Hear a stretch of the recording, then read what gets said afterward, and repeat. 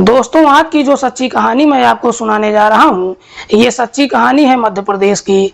मध्य प्रदेश का एक जिला पड़ता है बालाघाट और इसी बालाघाट का एक थाना पड़ता है बारासिवनी। बात कर रहा हूँ मैं 8 जून 2024 की रात के लगभग 9 बजे के आसपास की। दरअसल इसी बारासिवनी थाने में एक व्यक्ति फोन करता है और पुलिस वालों से कहता है कि साहब, मेरा नाम राजू है और मैं बनिया टोला से बात कर रहा हूं। दरअसल गांव के बगल रेलवे लाइन पर एक व्यक्ति का डेड बॉडी पड़ा हुआ है। राजू जैसे ही इस तरह की बातें कहता है, पुलिस फौरन ही अपनी टीम के साथ घटनास्थल पर पहुंचती है तो देखती है कि वाकई में वहां पर एक व्यक्ति का डेड बॉडी पड़ा हुआ है जो कई हिस्सों में अलग हो चुका है, जिसे पहचान पाना भी लगभग नामुमकिन है। इसीलिए पुलिस अब घटनास्थल का मुआयना करती है तो वहां पर पुलिस को एक टूटे हुए मोबाइल के साथ साथ एक बाइक भी बरामद होता है। हालांकि पुलिस फिर भी वहां पर मौजूद लोगों से उस डेड बॉडी के बारे में पूछताछ करती है, लेकिन कोई भी व्यक्ति उस डेड बॉडी का शिनाख्त नहीं कर पाता है। इसीलिए पुलिस सबसे पहले डेड बॉडी को अपने कब्जे में लेकर पोस्टमार्टम के लिए भेज देती है और फिर उस व्यक्ति के बारे में पता लगाने के लिए वहां पर जो बाइक पुलिस को बरामद हुआ था उसके नंबर से उसका डिटेल निकालती है तो मालूम चलता है कि वो बाइक किसी डॉक्टर संजय डहाके के नाम पर रजिस्टर्ड है। डॉक्टर संजय जो सुजरा गांव का रहने वाला है। डॉक्टर संजय की पत्नी का नाम है प्रियंका। पुलिस इस बात की जानकारी डॉक्टर संजय की पत्नी प्रियंका को देती है। इधर प्रियंका को जब मालूम चलता है, प्रियंका तुरंत ही अपने देवर को लेकर थाने में पहुंचती है। पुलिस जब उस डेड बॉडी को प्रियंका को दिखाती है, प्रियंका डेड बॉडी को देखकर शिनाख्त कर लेती है और रोते हुए पुलिस वालों से कहती है कि साहब, ये कोई और नहीं बल्कि मेरे ही पति डॉक्टर संजय है। आखिरकार डॉक्टर संजय की शिनाख्त हो जाती है। पुलिस प्रियंका से कहती है कि तुम्हारे पति ने आत्महत्या कर लिया है, लेकिन प्रियंका इस बात को मानने के लिए तैयार ही नहीं होती है। प्रियंका पुलिस वालों को जवाब देते हुए कहती है कि नहीं साहब, ये कभी नहीं हो सकता है, क्योंकि मेरे पति को ना तो कोई परेशानी थी और ना ही वो किसी से कम पैसा कमाता है। हालांकि प्रियंका जब इस तरह की बातें पुलिस वालों से कहती है, पुलिस को भी प्रियंका की बातों में काफी दम नजर आता है। पुलिस भी ये सोचने लगती है कि डॉक्टर संजय जब इतना पैसा कमा रहा था, जब उसे कोई परेशानी नहीं थी, तो आखिरकार वो इस तरह का कदम क्यों उठाएगा। इसीलिए पुलिस अब डॉक्टर संजय के बारे में उसकी पत्नी से पूछताछ करती है तो प्रियंका पुलिस वालों को जवाब देते हुए कहती है कि साहब, मेरे पति इसी बालाघाट के एक हॉस्पिटल में नौकरी करते थे, ठीक ठाक पैसा भी कमाते थे। हर सुबह 8 बजे अपनी बाइक से ड्यूटी पर जाते थे और रात के 9 बजे तक घर वापस आ जाते थे। प्रियंका जब ये सारी बातें पुलिस को बताती है, पुलिस अब सच्चाई का पता लगाने लगती है कि आखिरकार डॉक्टर संजय ने इस तरह का कदम क्यों उठाया। पुलिस अब सच्चाई का पता लगाने के लिए सबसे पहले डॉक्टर संजय के मोबाइल नंबर का कॉल डिटेल निकालती है, लेकिन पुलिस जब कॉल डिटेल को चेक करती है तो उसमें कुछ भी ऐसा नहीं मिलता है जिससे पुलिस को लगे कि डॉक्टर संजय ने इस तरह का कदम क्यों उठाया। पुलिस भी अब सोच में पड़ जाती है कि आखिरकार सच्चाई का पता कैसे लगाया जाए।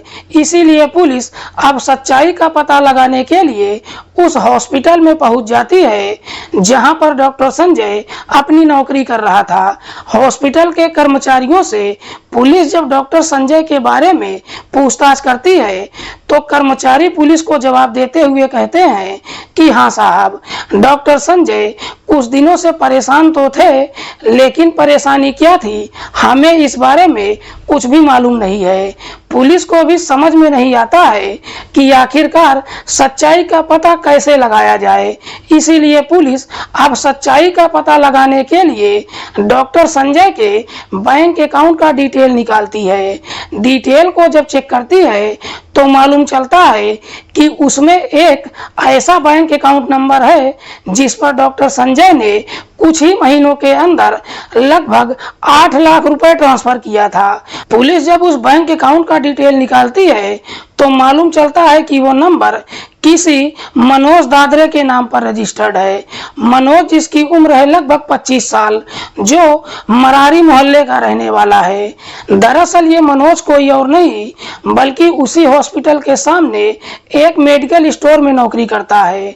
पुलिस को जब मनोज के बारे में मालूम चलता है, पुलिस भी अब सोच में पड़ जाती है कि आखिरकार डॉक्टर संजय मनोज जैसे इंसान के अकाउंट में 8 लाख रुपए क्यों ट्रांसफर करेगा।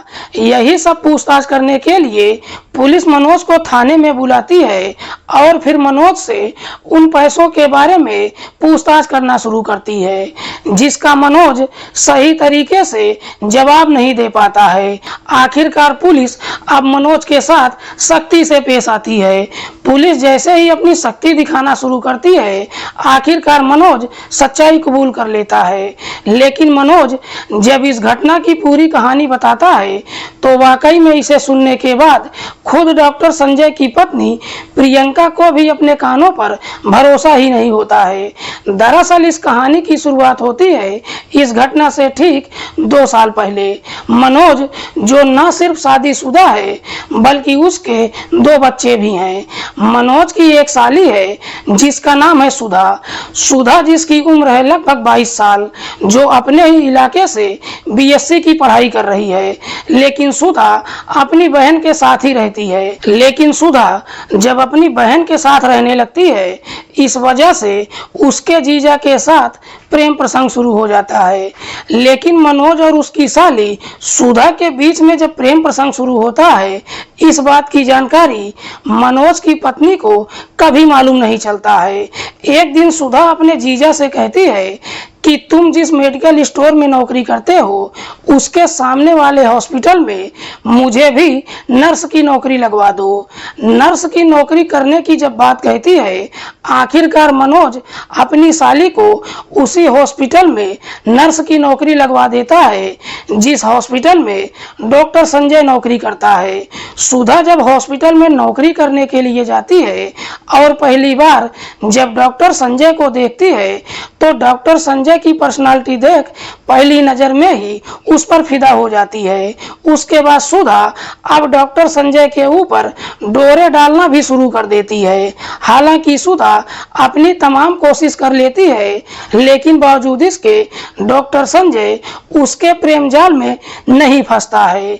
सुधा ये भी जानती है कि डॉक्टर संजय पहले से ही शादीशुदा है। अपनी तमाम कोशिश करने के बावजूद भी डॉक्टर संजय जब उसके प्रेम जाल में नहीं आता है, आखिरकार अब डॉक्टर संजय को अपने प्रेम जाल में फंसाने के लिए सुधा एक षड्यंत्र बनाती है। दरअसल एक दिन शाम के समय जब मौसम खराब हो जाता है, सुधा डॉक्टर संजय से कहती है कि शाम के समय जब आप घर पर जाने लगना, मुझे भी रास्ते में छोड़ देना। डॉक्टर संजय भी आगे पीछे कुछ नहीं सोचता है। शाम के समय जब अपने हॉस्पिटल से निकलता है, सुधा को भी अपनी बाइक पर बिठा लेता है। लेकिन जैसे ही दोनों शहर के बाहर निकलते हैं, आखिरकार मौसम खराब होने की वजह से बारिश होने लगती है और फिर दोनों एक पेड़ के नीचे छुप जाते हैं। दोनों काफी देर तक उस पेड़ के नीचे खड़े तो रहते हैं, लेकिन बारिश रुकने का नाम ही नहीं लेती है।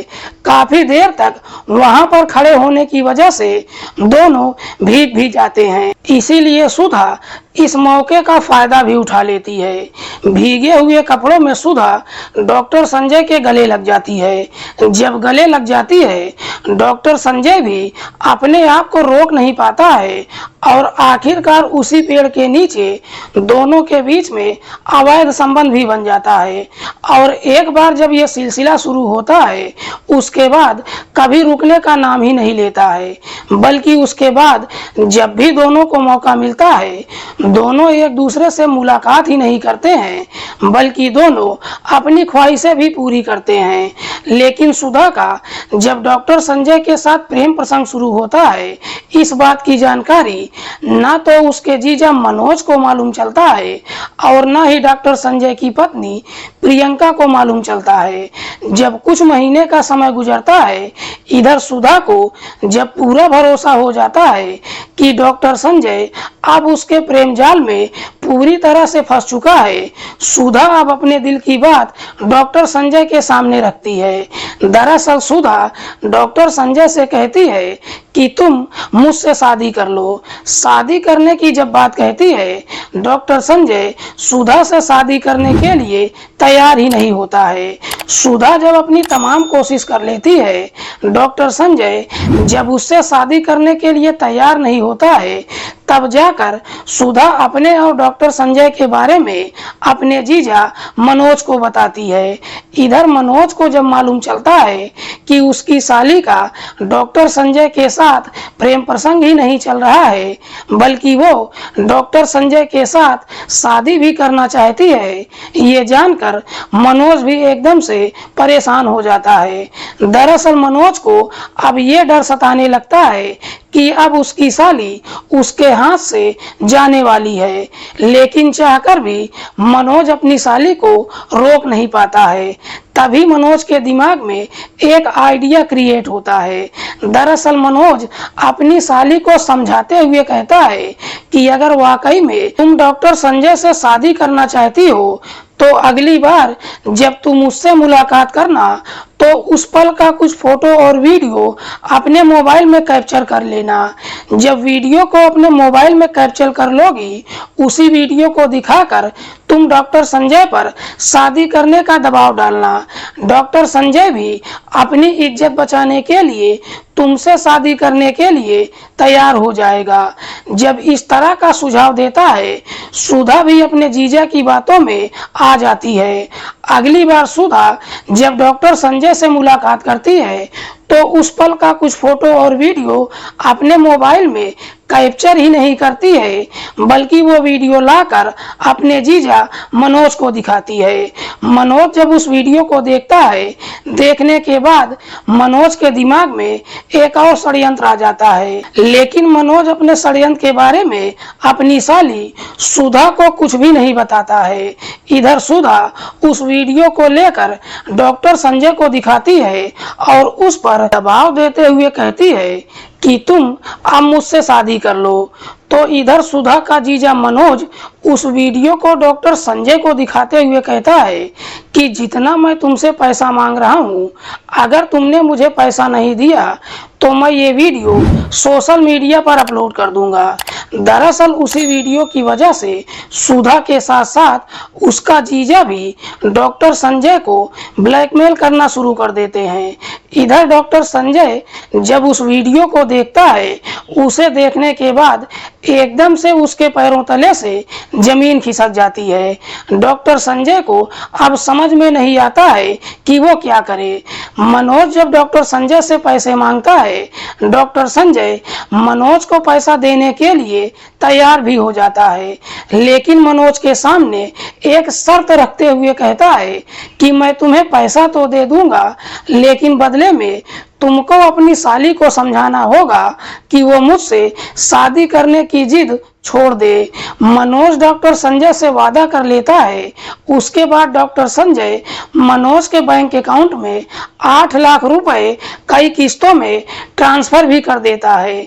इधर मनोज को जब 8 लाख रुपए मिल जाता है, उन पैसों के बारे में अपनी साली से कुछ भी नहीं बताता है और ना ही अपनी साली को मना करता है कि तुम डॉक्टर संजय से शादी करने की जिद छोड़ दो। दरअसल 8 लाख रुपए मिल जाने के बावजूद भी मनोज का लालच खत्म नहीं होता है, बल्कि एक दिन मनोज डॉक्टर संजय से कहता है कि तुम बस एक आखिरी बार मुझे 5 लाख रुपए और दे दो, इसके बाद मैं दोबारा कभी तुमसे पैसा नहीं मांगूंगा। 5 लाख रुपए की जब डिमांड करता है, इधर सुधा भी डॉक्टर संजय के ऊपर दबाव देते हुए कहती है कि अब अगर तुमने मुझसे शादी नहीं किया तो मैं ये फोटो और वीडियो ले जाकर तुम्हारी पत्नी को दिखा दूंगी। दोनों मिलकर जब डॉक्टर संजय के ऊपर दबाव डालना शुरू करते हैं। अब डॉक्टर संजय के सामने कोई रास्ता नजर नहीं आता है। दरअसल इतना सब कुछ होने के बावजूद भी डॉक्टर संजय इस बारे में अपनी पत्नी प्रियंका से कुछ भी नहीं बताता है। इधर दोनों जब डॉक्टर संजय के ऊपर दबाव डालना शुरू करते हैं, डॉक्टर संजय भी अब सोचने लगता है कि इस तरीके से मैंने जीवन भर जो पैसा कमाया है, मुझे वो सारा पैसा मनोज को देना होगा। और अगर मैंने मनोज को पैसा देने से मना किया, मनोज उस वीडियो को सोशल मीडिया पर अपलोड कर देगा, जिसकी वजह से मैं समाज में किसी को मुंह भी नहीं दिखा पाऊंगा। और इधर सुधा भी मुझसे शादी किए बगैर किसी कीमत पर नहीं रह सकती है। जब डॉक्टर संजय के सामने कोई रास्ता नजर नहीं आता है, आखिरकार मजबूर होकर डॉक्टर संजय अपने आप को खत्म करने का फैसला कर लेता है। 8 जून की सुबह सुबह डॉक्टर संजय अपने हॉस्पिटल में तो जाता है, लेकिन डॉक्टर संजय का अपने काम में मन नहीं लगता है। दिन भर जैसे तैसे समय गुजारता है। शाम के समय जब छुट्टी होती है, लगभग 8 बजे के आसपास जब अपनी बाइक लेकर घर के लिए निकलता है, डॉक्टर संजय अपने घर ना जाकर बनिया टोला गांव के बगल रेलवे लाइन पर पहुंच जाता है। बगल में अपनी बाइक खड़ी कर देता है और खुद जाकर रेलवे लाइन पर लेट जाता है। थोड़ी देर के बाद जब उस रेलवे ट्रैक पर ट्रेन आती है, डॉक्टर संजय उसी ट्रेन के लपेटे में आ जाता है, जिसकी वजह से डॉक्टर संजय की घटनास्थल पर ही मौत हो जाती है। वाकई में मनोज जब ये पूरी कहानी पुलिस को बताता है, पुलिस प्रियंका की तहरीर पर मनोज की साली सुधा को भी गिरफ्तार करके लाती है। पुलिस जब दोनों को गिरफ्तार कर लेती है, अगले दिन दोनों को जिला अदालत में पेश करती है, जहां से दोनों को जेल तो भेज दिया जाता है। लेकिन पुलिस जब इस मामले का खुलासा करती है, खासकर इसकी असलियत जब डॉक्टर संजय की पत्नी प्रियंका को मालूम चलता है, तो प्रियंका रोते हुए पुलिस वालों से कहती है कि काश अगर एक बार मेरे पति ने इस पूरे मामले पर मुझसे बातचीत किया होता, तो शायद हम दोनों मिलकर कोई ना कोई रास्ता जरूर निकाल लेते और शायद आज मेरे पति इस दुनिया में जिंदा भी होते।